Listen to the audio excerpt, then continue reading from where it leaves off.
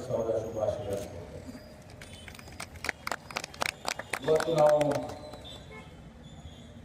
70ನೇ ಕರ್ನಾಟಕ ರಾಜ್ಯೋತ್ಸವವನ್ನು ಆಚರಣೆ ಮಾಡ್ತೇವೆ. ಬೆಳಗ್ಗೆ ನಾನು ಜಿಲ್ಲಾ ಉಸ್ತುವಾರಿ ಸಚಿವನಾಗಿ ಡಾಕ್ಟರ್ ಬಾಬಾ ಸಾಹೇಬ್ ಅಂಬೇಡ್ಕರ್ ಕ್ರೀಡಾಂಗಣದಲ್ಲಿ ಈಗ ಜನತೆಯನ್ನು ಉದ್ದೇಶಿಸಿ ಈಗಾಗಲೇ ನನ್ನ ಮಾತನಾಡಿ ಹೆಚ್ಚಿಗೆ ಸಮಯವನ್ನು ತಗೊಳ್ಳಕ್ಕೆ ಹೋಗುದಿಲ್ಲ. ಆದರೆ ಇವತ್ತು ಮಹಾಕವಿ ಕುವೆಂಪು ಅವರು ಹೇಳಿದಂತ ಒಂದು ಸುಂದರವಾದಂತ ಒಂದು ಹಾಡು, ಒಂದು ಪದ, ಎಲ್ಲಾದರೂ ಇರು ಎಂತಾದರೂ ಇರು, ಎಂತೆಂದಿಗೂ ನೀ ಕನ್ನಡವಾಗಿರು, ಕನ್ನಡವೇ ಸತ್ಯ, ಕನ್ನಡವೇ ನಿತ್ಯ, ಕನ್ನಡ ಗೋವಿನ ಮುತ್ತಿನ ತರು, ಕನ್ನಡ ತಗೊಂಡಿದ್ದರೆ ನೀ ಅಮ್ಮಗೆ ಕಲ್ಪದರು. ಕನ್ನಡದ ಪ್ರಪ್ರಥಮ ಜ್ಞಾನಪೀಠ ಪ್ರಶಸ್ತಿ ಪಡೆದ ಮಹಾಕವಿ ಕುವೆಂಪುರವರ ಈ ನುಡಿಗಳನ್ನ ಸ್ಮರಿಸುತ್ತಾ ಇವತ್ತು ವಿಜಯಪುರ ಜಿಲ್ಲೆ ವಚನ ಸಾಹಿತ್ಯ, ದಾಸ ಸಾಹಿತ್ಯ, ಜನಪದ ಸಾಹಿತ್ಯ, ಶರಣ ಸಾಹಿತ್ಯ ಮತ್ತು ಸುದ್ದಿ ಸಾಹಿತ್ಯಗಳ ಮೂಲಕ ಕನ್ನಡ ತಾಯಿಗೆ ಸೇವೆಗೆ ಇರುವ ಬಸವಾದಿ ಪ್ರಮುಖರಿಗೆ, ಕಾಯಕವಾಗಿ ಶರಣರಿಗೆ, ಸೂಫಿ ಸಂತರಿಗೆ, ದಾಸರಿಗೆ, ದಾರ್ಶನಿಕರಿಗೆ ಈ ವೇದಿಕೆ ಮೂಲ ಗೌರವ ನಮನಗಳನ್ನು ಅರ್ಪಿಸುತ್ತಾ ಇವತ್ತು 1956 ನವೆಂಬರ್ 1ರಂದು ಮೈಸೂರು ರಾಜ್ಯ ಎಂದು ನಾಮಕರಣಗೊಂಡು ಮುಂಬೈ, ಹೈದರಾಬಾದ್, ಮದ್ರಾಸ್ ಪ್ರಾಂತ್ಯಗಳಿಗೆ ಹರಿದು ಹಂಚಿ ಹೋಗಿದಂತ ಜಿಲ್ಲೆಗಳನ್ನು ಒಗ್ಗೂಡಿಸಿ ಇವತ್ತು ಕನ್ನಡ ನಾಡು ನುಡಿಯ ಏಕೀಕೃತವಾದ ಕನ್ನಡ ರಾಜ್ಯ ಅಸ್ತಿತ್ವಕ್ಕೆ ಬಂತು.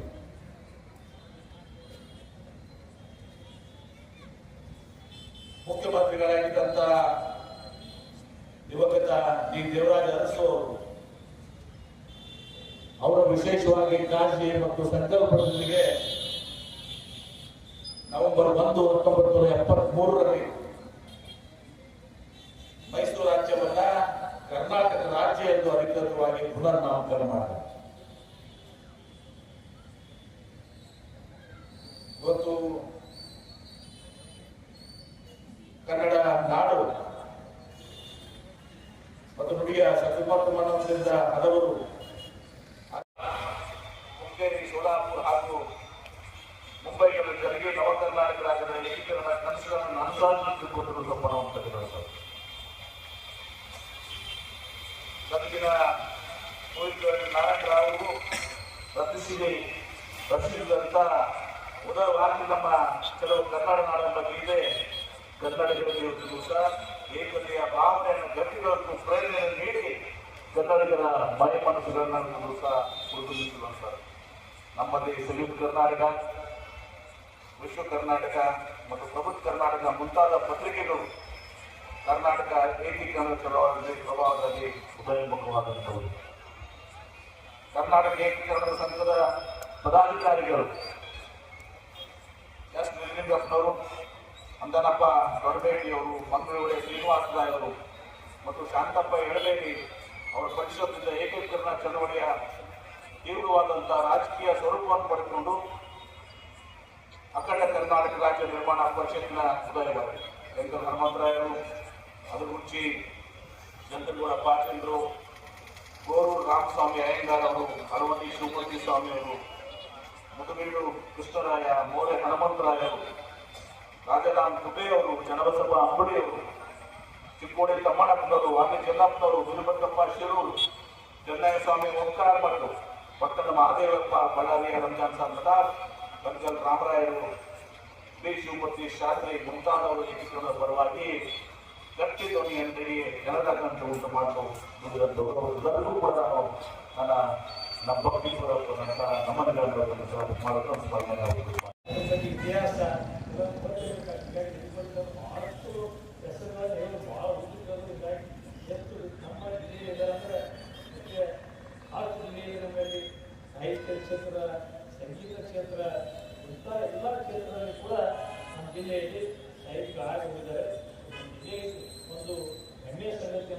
ಮಾತನ್ನು ಸಂದರ್ಭ ಹೇಳಿ ಬರುವಂಥ ದಿನಮಾನಗಳಲ್ಲಿ ಈ ಜಿಲ್ಲಾ ಒಂದು ಏನು ಸಂಘಟನೆಗೆ ನಮ್ಮ ಕನ್ನಡಪರ ಸಂಘಟನೆಗೆ ಹೆಚ್ಚಿನ ನೇತೃತ್ವದಲ್ಲಿ ಇನ್ನೂ ಹೆಚ್ಚು ಕಾರ್ಯವನ್ನು ನಿರ್ವಹಿಸಲಿ, ಎಲ್ಲೆಲ್ಲಿ ಅನ್ಯಾಯ ಆದಾಗ ಅದರ ಪರವಾಗಿ ಹೋರಾಟ ಮಾಡುವಂಥ ಕೆಲಸವನ್ನು ನಿರ್ವಹಿಸಲಿ ಅನ್ನುವಂಥ ಮಾತನ್ನು ಈ ಸಂದರ್ಭ ಹೇಳಿ ಇನ್ನೊಮ್ಮೆ ಎಲ್ಲರಿಗೆ ಕನ್ನಡದ ರಾಜ್ಯೋತ್ಸವ ಶುಭಾಶಯಗಳನ್ನು ಸಲ್ಲಿಸಿ ನನ್ನ ಎರಡು ಮಾತುಗಳನ್ನು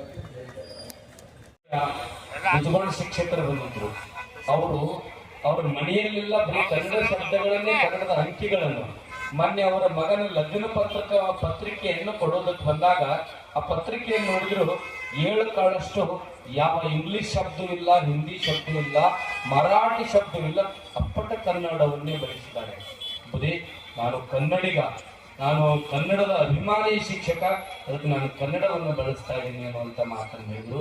ಬಹಳಷ್ಟು ನಮ್ಮ ರಕ್ಷಾ ವೇದಿಕೆ ಇವತ್ತ MC ಮುಲ್ಲಾ ಅವರು ಇರ್ಬೋದು, ನಮ್ಮ ಅಶೋಕ್ ಕಾರವಾಳ ಅವರು ಇರ್ಬೋದು, ಹಾಗೆ ನಮ್ಮ ಬಹಳಷ್ಟು ಜನ ಇಲ್ಲೆಲ್ಲ ನಾರಾಯಣ್ ಗೌಡ್ರು ಅವರೆಲ್ಲ ಹೋರಾಟವನ್ನು ಮಾಡ್ತಾ ಇದ್ದಾರೆ. ನಾವು ಕರ್ನಾಟಕದಲ್ಲಿ ಇದ್ಕೊಂಡು ಇಂಗ್ಲಿಷ್ ಅಕ್ಷರದ ಬೋರ್ಡ್ಗಳನ್ನು ಹಾಕಬೇಡ್ರಿ, ಕನ್ನಡದ ಮೇಲೆ ಪ್ರತಿಯೊಬ್ಬರು ಅಭಿಮಾನ ಇರಲಿ ಎನ್ನುವಂಥ ವಿಚಾರ ಇಟ್ಕೊಂಡು ಅವರೆಲ್ಲ ಇವತ್ತ ಹೋರಾಟವನ್ನು ಮಾಡ್ತಾ ಇದ್ದಾರೆ.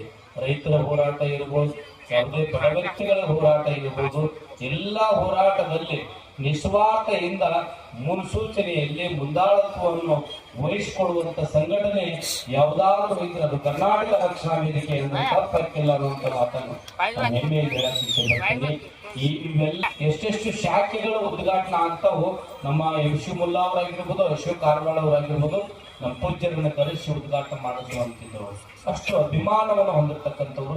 ಅದಕ್ಕೆ ಪ್ರತಿಯೊಬ್ಬರು ನಾವೆಲ್ಲ ಹೆಚ್ಚಿನ ಸಂಖ್ಯೆಯಲ್ಲಿ ನಮ್ಮ ಕೆಲವೊಂದು ಭಕ್ತರು ಅಮೇರಿಕಾದಲ್ಲಿದ್ದಾರೆ. ಸ್ವಾಮೀಜಿ ನೀವು ಅಮೇರಿಕಕ್ಕೆ ಬರಬೇಕು ಅಂದ್ರು. ನನಗೆ ಕನ್ನಡ ಬಿಟ್ಟು ಬಹಳ ಸ್ವಲ್ಪ ಹಿಂದಿ ತಿಳಿತಾವ್, ಮರಾಠಿ ತಿಳಿತಾವ್, ಮಾತನಾಡುವಂತ ಪ್ರಯತ್ನ ಮಾಡಿಲ್ಲ. ನಾ ಅಲ್ಲೇ ಮಾಡಲಿ ಇಂಗ್ಲಿಷ್ ಮಾತಾಡಬೇಕಲ್ಲ ಅಂತ. ಇಲ್ಲ ಸ್ವಾಮೀಜಿ ನೀವು ಹತ್ತಿರ ನಾವು ಕರ್ಕೊಂಡು ಹೋಗ್ತೇವೆ ಅಥವಾ ನಾವೇ ನಿಮ್ಮನ್ನ ಕರೆಯಕ್ಕೆ ಬರ್ತೇವೆ, ನೀವು ಬರಬೇಕು ಅಂದ್ರು ನನಗೆ ಸಾಧ್ಯವಿಲ್ಲ ಅನ್ನೋ ಮಾತು. ಯಾಕಂದ್ರೆ ನಾನು ನನ್ನ ಜೀವನದಲ್ಲಿ ವಿದ್ಯಾರ್ಥಿ ಜೀವನ ಹಿಡ್ಕೊಂಡು ಒಂದೊಂದು ತತ್ವಗಳನ್ನು ನಾನು ಇಟ್ಕೊಂಡು ಬಂದಿರ್ತಕ್ಕಂಥವ್ನು. ಅದಕ್ಕೆ ಕನ್ನಡವನ್ನೇ ನಾನು ಹೆಚ್ಚಾಗಿ ಬಳಸುವಂಥವ್ನು. ನಿಮ್ಮ ಅಮೇರಿಕಾ, ನಿಮ್ಮ ದುಬೈ, ನಿಮ್ಮ ಶ್ರೀಲಂಕಾ ಅವೆಲ್ಲ ಏನೇನದಾವ ನನ್ನ ಮೊಬೈಲಿಗೆ ತೋರಿಸಿರಪ್ಪ, ಅದನ್ನೇ ಕಣ್ತುಂಬ ನೋಡ್ತೀನಿ ಅನ್ನುವಂಥ ಮಾತನ್ನು ಹೇಳಿದ ನಾನು.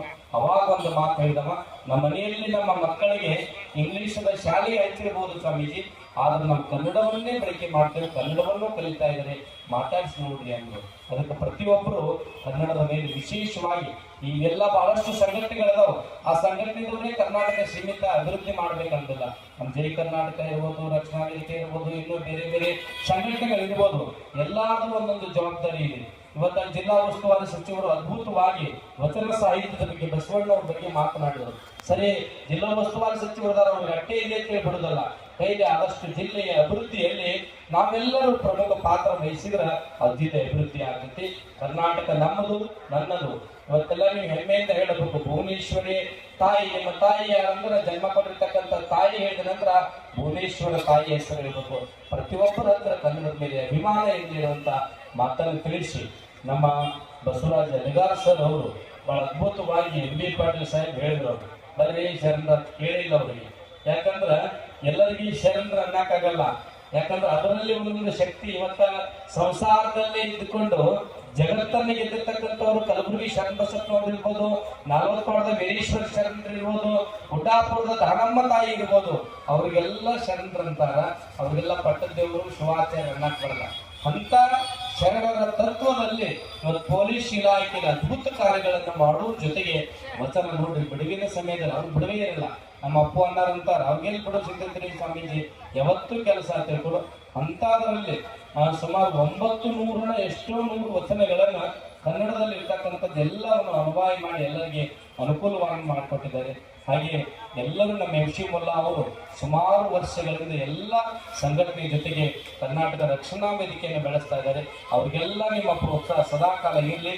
ನಮ್ಮ ಜಿಲ್ಲೆ ನಮ್ಮದು ಅನ್ನುವಂಥ ಭಾವನೆ ಇಟ್ಟುಕೊಂಡು ನಾವು ಜೀವನವನ್ನು ಮಾಡೋಣ ಅನ್ನುವಂಥ ಮಾತನ್ನು ತಿಳಿಸಿ ನಮ್ಮನ್ನು ಕರೆಸಿ ಆ ಮಾತುಗಳನ್ನು ಅವಕಾಶ ಮಾಡಿಕೊಟ್ಟಿರ್ತಕ್ಕಂಥ ಸಮಸ್ತ ನಮ್ಮ MC ಮುಲ್ಲಾ ಅವರ ಎಲ್ಲ ಕರೆವೆ ಬೆಳಗಕ್ಕೂ ವಿಜಯಪುರ ಜಿಲ್ಲೆಯ ಜನತೆಗೂ ಕೋಟಿ ಕೋಟಿ ಧನ್ಯವಾದ ಹೇಳುತ್ತಾ ನನ್ನ ಮಾತಿಗೆ ವಿರಾಮ ನೀಡ್ತಾ ಇದ್ದೀನಿ. ಓಂ ಶಾಂತಿ. ಸಮಸ್ತ ನಾಡಿನ ಜನತೆಗೆ ಕರ್ನಾಟಕ ರಾಜ್ಯೋತ್ಸವದ 10ನೇ